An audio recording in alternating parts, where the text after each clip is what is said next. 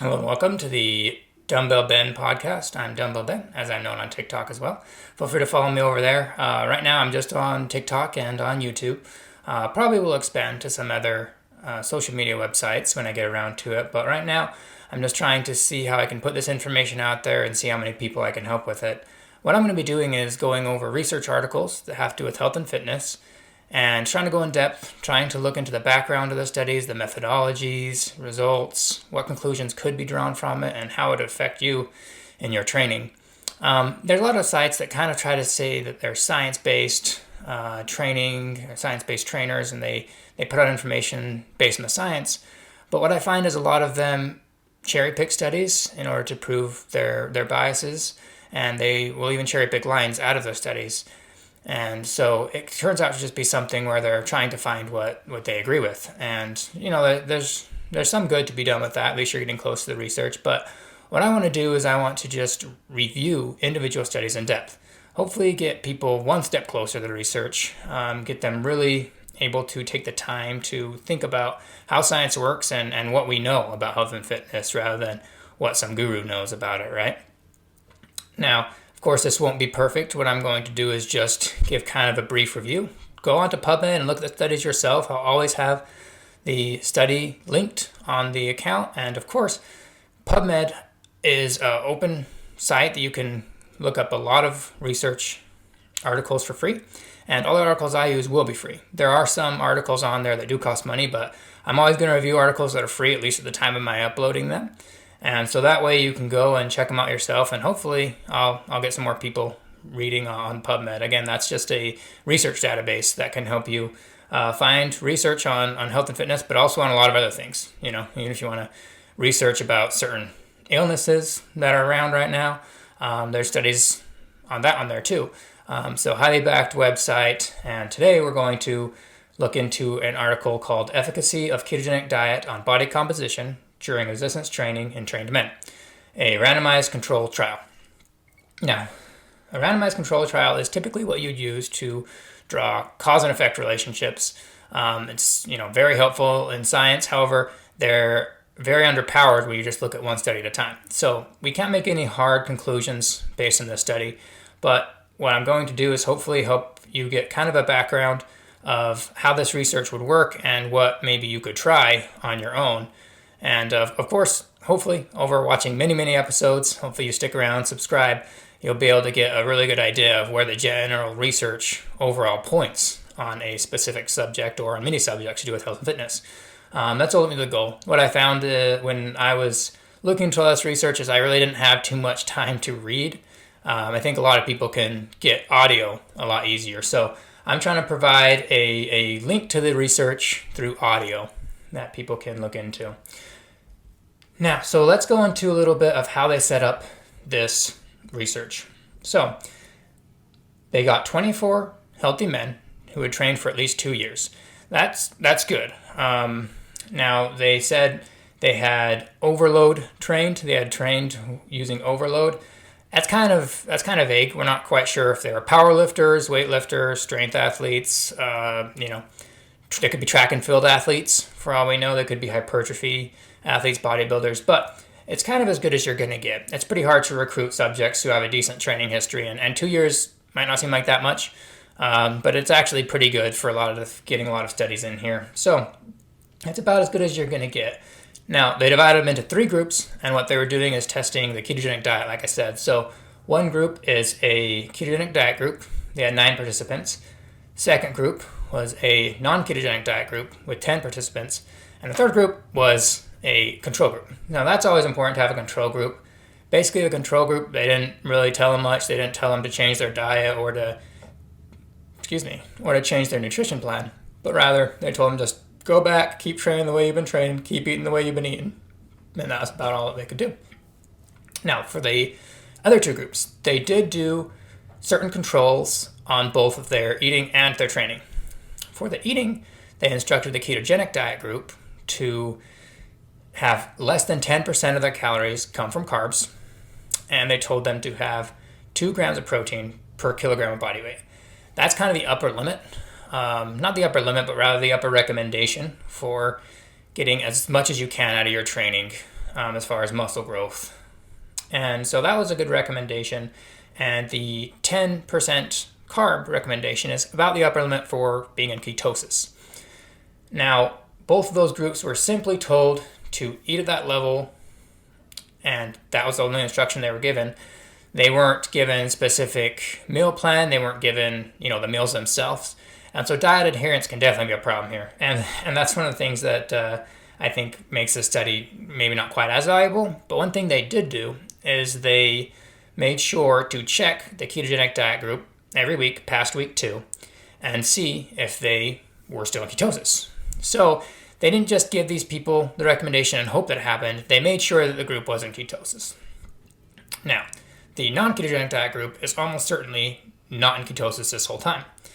The reason for that is because it's very hard to be in ketosis. You would know, and eating even a decent amount of carbs, you're not going to be there. So the non-ketogenic diet group may not have been, high carb, but they certainly or almost certainly were not in ketosis. So that was a good safe check they did there. The other thing they said for the participants to do is to eat 39 calories. I believe it was 39 kilocalories per kilogram of body weight, And this was in an effort to put them all in caloric surplus. They used an equation. I'm not needing to get into that right now, but they used an equation to determine their energy expenditure based on daily activity and body mass. But I think it was interesting that they gave them all the same amount of calories per kilogram. So a bigger guy would have more calories than a smaller guy. But you still have people with different metabolisms, and you have people with different activity levels. So I think this is one of the biggest drawbacks of the study, is we don't actually know if all participants were in a caloric surplus or not, which was their goal, is to look at body composition during a caloric surplus. So there could have been some participants who actually never got a caloric surplus, and that would skew the data a little bit as far as if they were able to gain muscle or weight. And they even say in this study that the ketogenic diet does have pretty big effects on appetite. Many people think that it's appetite suppressive, and I think that the majority of people that I've worked with have had that same type of situation going on. So it could have been that the ketogenic diet were simply eating less, the ketogenic dieters. And we'll talk a little bit more about that a little bit later. But that's how they set up the study.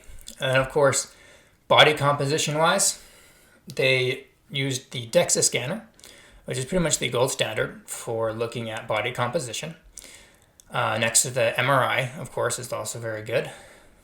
But the DEXA scanner was used at the beginning and the end, both to test for total lean body mass, as well as visceral adipose tissue, fat mass, and then they, of course, tracked body weight as well.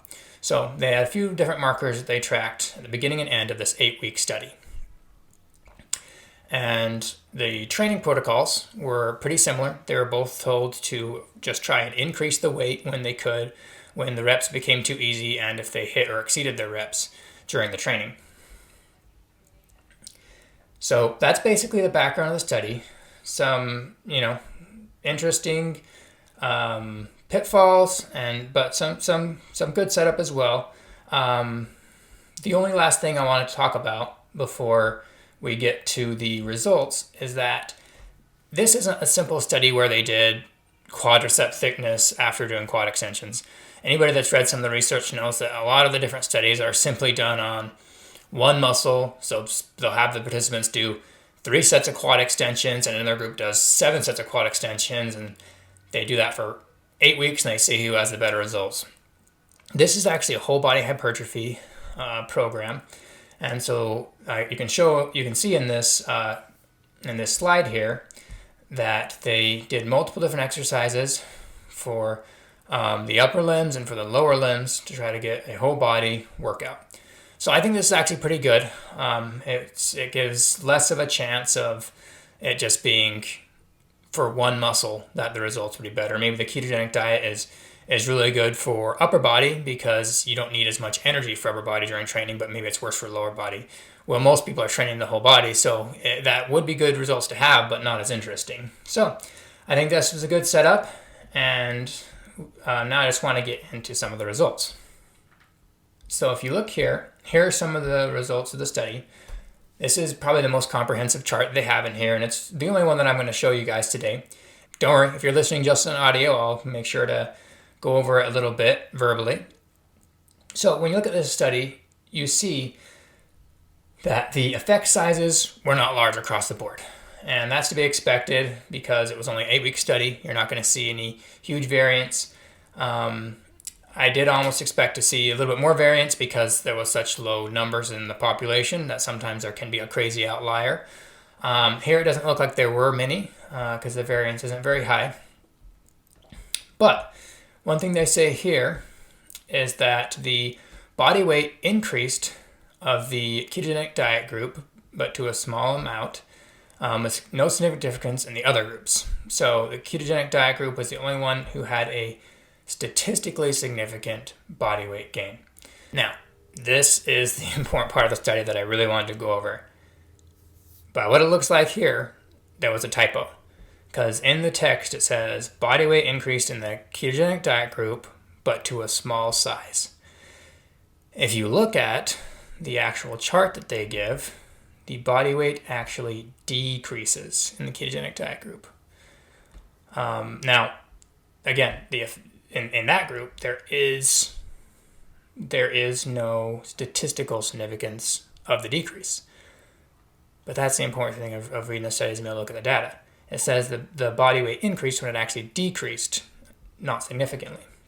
And I think there's actually one other typo here in this paragraph that I was looking at earlier. So instead of looking at the paragraph, I'm actually going to strictly look at this chart and make some inferences here that are similar to the ones they concluded, but are ultimately not the same.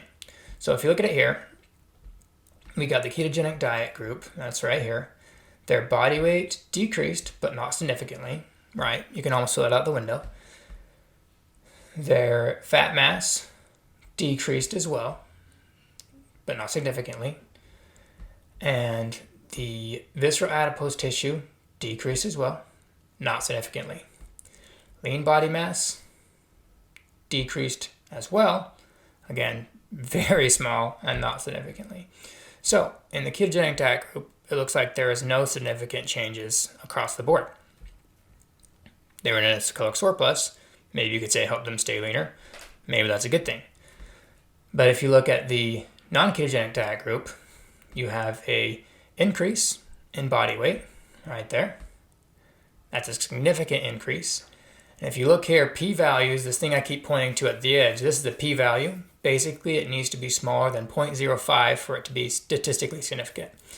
Now, there's a lot of discussions in the industry about whether or not that should still be used. It's kind of a little bit of an outdated statistic. Some people say that there's a lot more significance to other numbers that could better value whether or not we should take things seriously.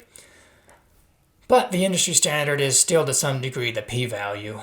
And so what that means is that if the number is less than 0.05, it's a significant change. So in the non-ketogenic group, significant increase in body weight, a non-significant decrease in fat mass, and a non-significant decrease in visceral adipose tissue, and a significant increase in lean body mass. Now, so lean body mass, right, that's basically muscle, right? It's not muscle, particularly, we can't always measure it directly to say it's muscle. But that's one of the closest measurements we have for muscle as far as in a DEXA scan. So that's what we use to proxy muscle growth. So if you look at this study, you'll see that the non-ketogenic diet group was actually the only group to not increase lean body mass. Now, they'll make some conclusions here in a second, but I just want you to take into account that the participants were in a caloric surplus. These are the two intervention groups were in a caloric surplus. For most people lifting, that means that you're wanting to gain muscle mass. That's your goal, is to gain muscle mass. So the non-ketogenic diet group did gain muscle mass to a significant degree. The ketogenic diet group did not. These aren't huge effect sizes that we're looking at, but keep that in mind. So go down here to their conclusion.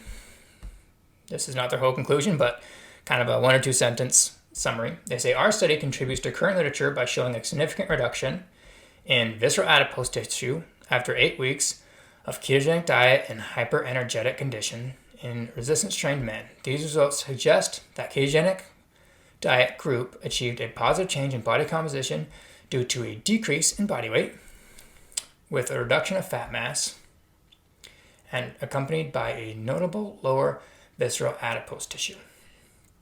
This supports the need for in-depth analysis about the importance of macronutrient distribution, comparing isoenergetic nutritional programs on the distribution of body fat. So, they're claiming that this was a positive study for the ketogenic diet group, that it showed the ketogenic diet group had better results as far as decreasing fat mass and visceral adipose tissue. You'll notice that up here, they decreased in body weight, decrease in fat mass and visceral adipose tissue, had no change in lean body weight. So, if you're kind of looking at a big picture here, what this looks like to me is that the ketogenic diet group was probably not in a caloric surplus because their body weight went down. They mentioned that their visceral adipose tissue and their fat mass went down, but their body weight also went down. Now, again, not all these are statistically significant, but they're using them to paint an overall picture of the same thing I'm trying to do. So those 3 things went down, and lean body mass stayed the same, right? So they probably were not in a caloric surplus. So ultimately, this study is hard to glean a lot from because if those individuals weren't in caloric surplus, it means they're isocaloric. We can't really expect them to gain lean body mass. Whereas the non-ketogenic diet group did gain lean body mass and body weight. So essentially, it's much ado about nothing. What I will say, though, is that if it was harder, and it seems like it was, if it was harder for the ketogenic diet group to get in a caloric surplus, they're almost shooting themselves in the foot as far as somebody who's wanting to gain weight. Because they were told to get in a surplus, and it seems like they did not reach it. Now again, back to what I said earlier, all participants were giving 35 or 39 kilocalories per kilogram of body weight. So there could have been just more people in the ketogenic diet group that had higher metabolisms, and they may have not gotten there, not through any fault of their own. One way or another, it doesn't seem like the ketogenic diet group was in a caloric surplus. They didn't gain any weight over the course of 8 weeks. I don't know. Anybody who's training and trying to be in a caloric surplus should gain more weight over the course of 8 weeks. 8 weeks is plenty of time. That's not something that you should be saying, well, maybe it's just a low water day. It could have been, for sure, but on the other hand, you should have gained multiple pounds in 8 weeks if you're really trying to gain weight. You could do, a slower bulk, but still in 8 weeks you should at least gain a pound or 2, and it should be noticeable on these measurements. So the ketogenic diet group lost body weight, lost fat mass, lost visceral adipose tissue, stayed the same lean body mass. The non-ketogenic diet group gained body weight, gained lean muscle mass, but lost fat mass and visceral adipose tissue. That kind of seems like the ideal diet for anybody who's strength training. If I could go on a diet where you gain lean body mass, gain weight, but you're not gaining fat, in fact, you're losing it, that would be great. So, again, there's multiple problems with the study. That, I don't know if the people got in caloric surplus. I don't know if they're perfectly divided. It's pretty small numbers. There could be some variance. Most of these numbers aren't statistically significant, and the ones that are not huge effect sizes. So all that said. But based on the trends here, I would rather have the non-ketogenic diet group. I would rather have a group that gains muscle mass, gains a little bit of weight, but actually loses fat and loses visceral adipose tissue. Visceral adipose tissue, by the way, is basically fat around your belly, right? So that's a good thing to lose both of those. I would rather have that than somebody who basically stays the same, but loses a little bit of body weight, loses a little bit of fat mass, loses a little bit of visceral adipose tissue. Because as training individuals, you're trying to gain lean body mass when in a caloric surplus. So I would argue that these results slightly lean towards the non-ketogenic diet group. Now, one thing I would have liked to see is measurements again after 1 week of the ketogenic diet group being on a normal diet. A lot of people don't realize that the ketogenic diet depletes you of carbs and so your body becomes lighter. And it can sometimes actually make your muscles seem smaller because glycogen is stored in the muscles, will get depleted, water will follow, your muscles seem smaller, and sometimes that can even mess up MRI, DEXA scan type stuff of seeing how big your muscles are. So I think if you would have had a 1 or 2 week period at the end of these 8 weeks where the non-ketogenic diet group went on a normal diet and then did the measurement, maybe you would have seen a lot of lean body weight increase. We don't know. And it might have even been a good idea to have a crossover where both groups cross over for the next 8 weeks, right? So these things could have made the study a lot stronger. What are you going to do, though? You can't always have the perfect study. So that's one more thing I would really like to see at the study to help us get to know if the results that I'm seeing really are useful. But with what we have, I would say I definitely would not lean towards a ketogenic diet group. And one more thing. Talking about goals of caloric surplus, right? Gaining weight, gaining lean body mass. I think it's better to do non-ketogenic. But what you'll also see is that the ketogenic diet is, for most people, very hard to stick to. I know some people that it's really easy, but most people it's very hard to stick to. So why would you put yourself through a diet that's much, much harder to stick to for something that, at best, from this study, is the same as the non-ketogenic diet group, and at worst is worse than the non-ketogenic diet group? So it doesn't make much sense based on this study to go ketogenic. Now again, many, many more studies, right? We'll go over them. And so I'm not saying the ketogenic diet group is down now, but this study is a little bit of blow to it, in my opinion, even though they came to a different conclusion. Go ahead and go read the study yourself. I invite you to look it up, like I said, on PubMed.com. This one's actually a shorter one. It only took me about half an hour to read, so a really good read if you just have half an hour. You might find yourself surprised that you actually enjoy them. They take a second to learn how to read as far as research articles go. There's some acronyms you have to learn to read and things like that. But I found it enjoyable and just a quick read, and you'll get to know some of the research behind ketogenic diets. And they also have, in every study or in most studies, a background section that will point you towards some of the general research on the topic at that time. Which these background summaries are also not everything you need to know on this subject, but they can help you to be ready for the study as well as to educate yourself more on the subject. I mean, they're still not the end all be all, but I would say they're much better than looking up a random article online because these ones are peer reviewed. So if you want something quick to teach you about a subject, go to the background of these studies and read that as well, even if you don't want to read the whole study. Very, very good as far as just getting some basic information on how these different diets work. Now, one last thing before I head out. There are many different downfalls and benefits to the ketogenic diet that don't have to do with body composition. It's just focusing on body composition. There's different types of cancers that people say are good and bad versus ketogenic diet. Epilepsy, diabetes. Many people find that it's helpful for that. I'm not going to say my opinion on those one way or the other in this video, but I will go into it in other videos. So make sure to tune in next time, and thanks for watching.